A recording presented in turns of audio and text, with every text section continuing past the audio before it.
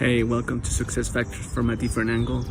My name is Pablo Estuardo, and the points of these videos is for me to, talk out loud in front of the camera, right? Very informal, as you can see.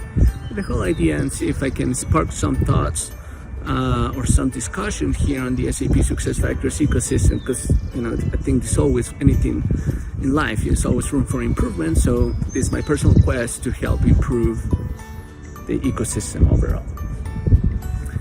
Okay, so I recorded one of these videos a few minutes ago and I started going on a tangent, so I figure I'll do a separate video, which has to do with what is a good consultant. Okay, and I know that that is a loaded question and it could go in different directions, but I wanted to tell you my experience as a client, which, by the way, I always mention this because I think I bring a completely different perspective from the majority of my peers and my competition too, because I've been a client, I've been a user of the system, but also I've been an implementation consultant for one of the big fours, as well as hi doggy, as well as small boutique ones. And now I'm a business owner too, right? Optimum Instance, we specialize in SuccessFactors support. But one of the things that I always struggle with, right, it's the whole what's a good consultant, right? And anything from the sales cycle, right, when companies will come and tell clients, look, we got the best consultants, check out all these credentials, 100 years of experience, 200 certifications, 500 different projects and such, experience, blah, blah, blah, which I think is really fine, valid, and valuable. And always had that notion, and in fact, I always worry about that myself. I'm like, okay, I need to get credentials, right? I need to be certified on things. I was always looking for that, like those badges that could, quote unquote, prove that I had what it took to do the job. But then once I became a client, I realized that the value of all those things is actually is not very much. And let me start with this statement. As a client, when we were looking for our own consultants, right, or people who could support our implementation or support overall, right, the ecosystem or the landscape. Again, even though I valued all those things historically very much, it got to a point I could care less. And in fact, I didn't want all the fluff, right? I didn't want, it started raining here.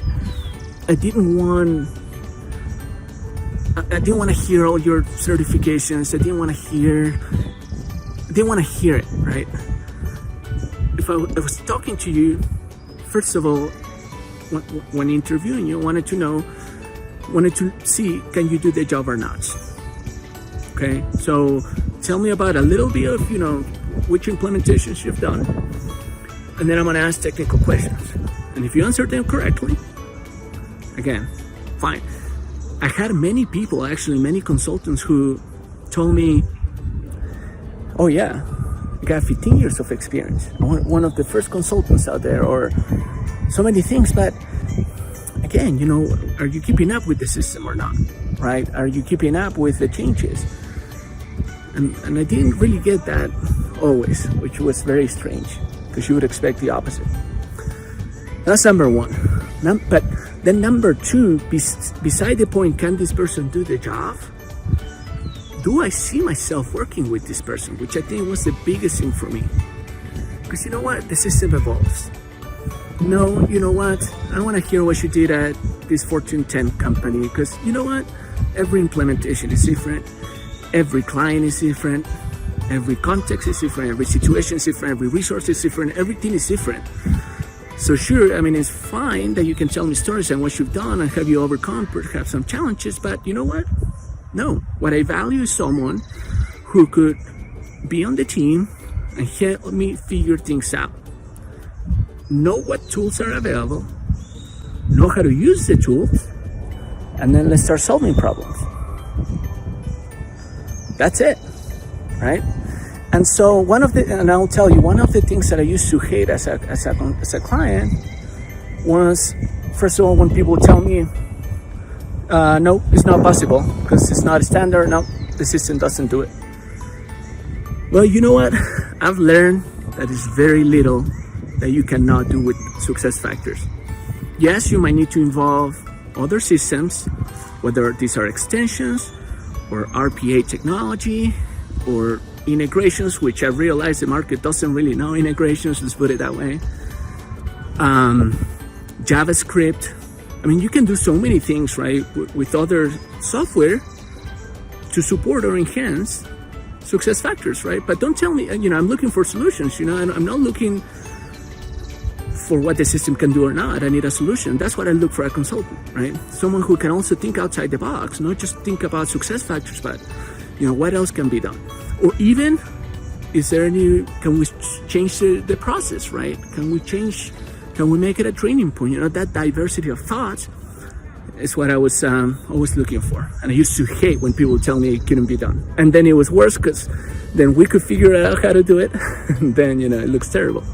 That's one. Number two, rigid. All right. Look, I'm a PM. PMP, the pedigree you want. I've managed projects, good ones, bad ones, big ones, small ones. So I have a special appreciation for project management. Okay, I recognize the value of it. But I'll tell you at the same time, being rigid only to a certain point. Because you know what? Timelines, okay, the client puts timelines, but you'll find out more often than not, the timelines technically are flexible. And even the worst ones that, you are about to finish, your